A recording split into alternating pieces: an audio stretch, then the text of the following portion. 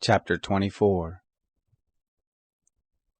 When a man takes a wife and marries her, then it shall be, if she finds no favor in his eyes, because he has found some unseemly thing in her, that he shall write her a bill of divorce, and give it in her hand, and send her out of his house. When she has departed out of his house, she may go and be another man's wife. If the latter husband hate her, and write her a bill of divorce, and give it in her hand, and send her out of his house, or if the latter husband die, who took her to be his wife, her former husband, who sent her away, may not take her again to be his wife, after that she is defiled, for that is an abomination before the Lord. And you shall not cause the land to sin, which the Lord your God gives you for an inheritance. When a man takes a new wife, he shall not go out in the host, neither shall he be charged with any business. He shall be free at home 1 year, and shall cheer his wife whom he has taken. No man shall take the mill or the upper millstone to pledge, for he takes a man's life to pledge. If a man be found stealing any of his brothers of the children of Israel, and he deal with him as a slave, or sells him, then that thief shall die.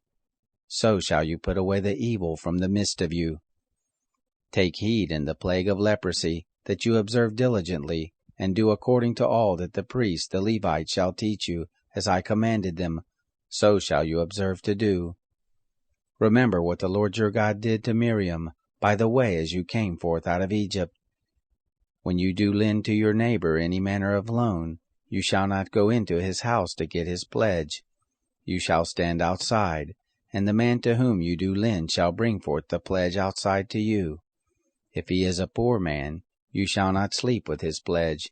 You shall surely restore to him the pledge when the sun goes down, that he may sleep in his garment and bless you, and it shall be righteousness to you before the Lord your God.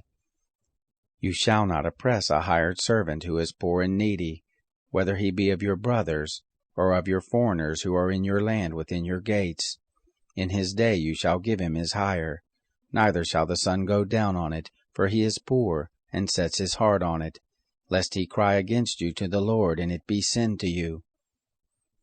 The fathers shall not be put to death for the children, neither shall the children be put to death for the fathers.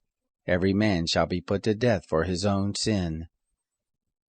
You shall not wrest the justice to the foreigner, or to the fatherless, nor take the widow's clothing to pledge, but you shall remember that you were a bondservant in Egypt, and the Lord your God redeemed you there.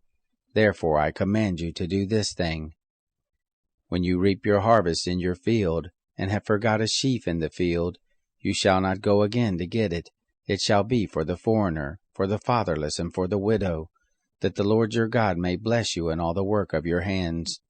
When you beat your olive tree, you shall not go over the boughs again.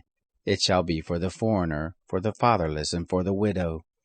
When you gather the grapes of your vineyard, you shall not glean it after you. It shall be for the foreigner, for the fatherless, and for the widow. You shall remember that you were a bondservant in the land of Egypt. Therefore I command you to do this thing.